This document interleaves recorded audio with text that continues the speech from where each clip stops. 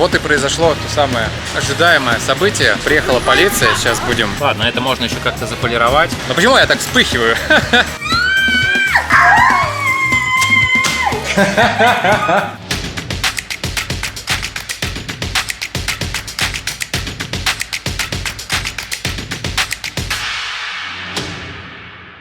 Что сказать? Вот и произошло то самое ожидаемое событие.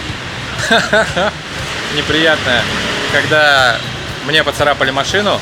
Причем при мне прям поцарапали машину. Водитель скрылся, я сфотографировал его машину сзади. Фотография получилась очень плохая. Как видите, процарапал мне бок. Ладно, это можно еще как-то заполировать. Это уже было. Вот это неприятно, тоже можно полирнуть.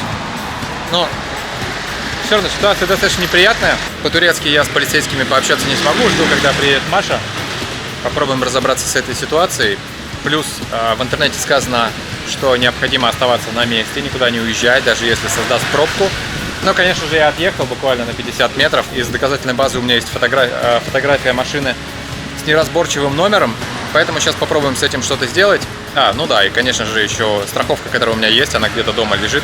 Так, я нашел кафешку здесь за углом, куда, по моему мнению, свернул водитель машины, и местный администратор любезно согласился мне помочь и показать камеры. Короче, я сижу сейчас, отсматриваю камеры с надеждой найти его. Часть времени я уже просмотрел, и там, к сожалению, никого не было. Казалось бы, такая простая вещь, как поиск человека по камерам машины, а камер здесь, честно говоря, будь здоров.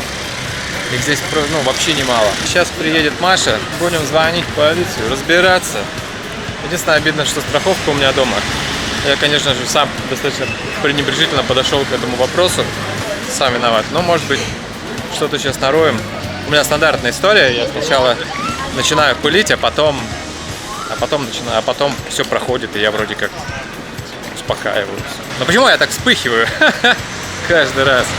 Блин, Юляшин наворчал из-за этого тоже. Она-то не виновата. А вот и Маша. Изменила свою локацию. У нас на самом деле должна была быть встреча с утра, но из-за того, что мне царапнули машину. Проблема в том, что номеров там не видно, потому что фото получилось очень плохое, не сфокусировано.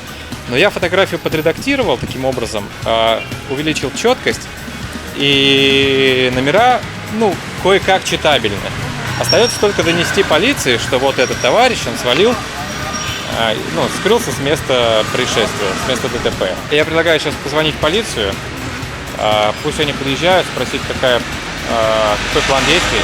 Приехала полиция, сейчас будем ебать целый наряд. Merhabalar. Александр. Александр. I'm sorry, it's my YouTube vlog. No? YouTube vlog. Ладно, они не хотят, чтобы показывал, поэтому будем скрывать. Так, нашли отделение полиции. Проморозили они здесь нас 2 часа, прождали, мы просидели, достаточно бестолково провели время, день уже был потерян, в принципе, в самом начале, но я решил попытать удачу. Результата нет, надо сидеть ждать, они принимать вроде готовы, но это все очень долго. У них работает один компьютер, один человек, в принципе, написание заявления — это очень долгая процедура. Вот и зайчонок приехал мой. Привет. Ариана. Ну, здравствуй. Кого ты встретил? Папа? И мама.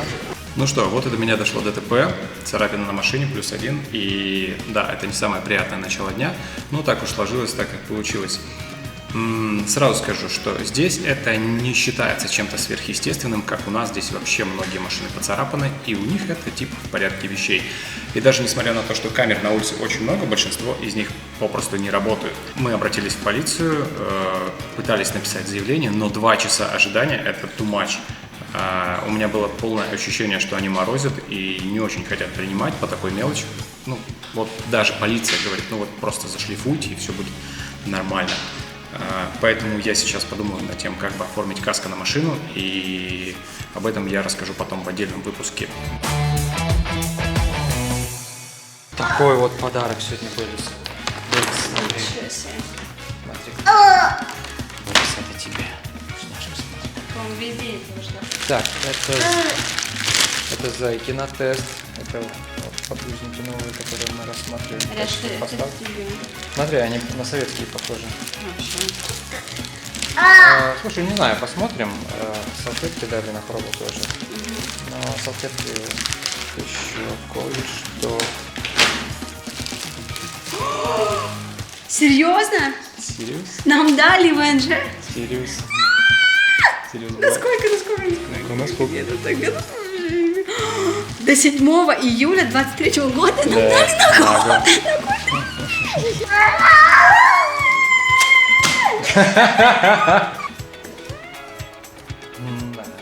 Ну, мы получили ВНЖ, ура, на 1 год. Я очень этому рад, потому что мы документы готовили дольше, чем подавали их. И ожидание заняло несколько недель, потом всякие нюансы, в итоге получили, все отлично, мы очень рады. Сразу говорю, это самое ВНЖ, оно не дает права на работу, поскольку я собираюсь заниматься здесь бизнесом, у меня это немножко отдельная история, поэтому я, как вы видите, работаю без разрешения на работу. Как это сделать, я расскажу вам в каком-нибудь другом выпуске о том, как открыть бизнес в Турции. Если интересно, ставьте лайки. Если наберется сколько? 500 лайков, то я расскажу, как здесь открыть фирму. А я, как вы уже поняли, в Икее заехал прикупить кое-что для дома. Ха-ха. Вот. Если кому-то что-то надо, пишите, отправлю. Я не знаю, как отправлю отсюда. Нет, действительно, могу отправить вам.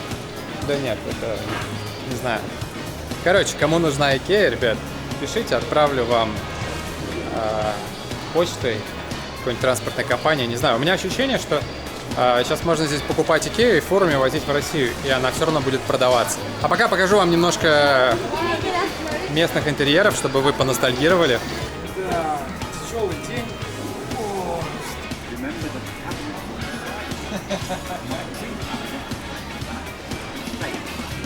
Не работает. Нет воды. Смотрите, какая штука. Блин, у меня такой никогда не было. Мне кажется, Юляше бы понравилось, она бы одобрила. Так, тест-драйв. А еда-то где? Я не знаю, успел ли кто-то из вас соскучиться по Икее. Я, наверное, первые 10 минут поностальгировал, ну а дальше уже все в привычном масштабе. Пару лет назад уже приходилось там тусоваться целыми днями, пока у нас был ремонт, а сейчас уже, ну, наверное, нет вот этого вот ажиотажа у меня лично внутреннего какого-то, Икея, что-то еще. У нас в доме на текущий момент вообще ничего из Икеи нет, поэтому, в общем-то, ну, нет и нет, как говорится. Очень много всяких заменителей и интересных штук помимо этого. Поэтому, если вам что-то надо, пишите, если вам нужны какие-то объемы, пишите, закупим, отправим вам в Россию, да хоть фурами, хоть как угодно. Пожалуйста, ребята, продавайте, покупайте, все, что вашей душе угодно.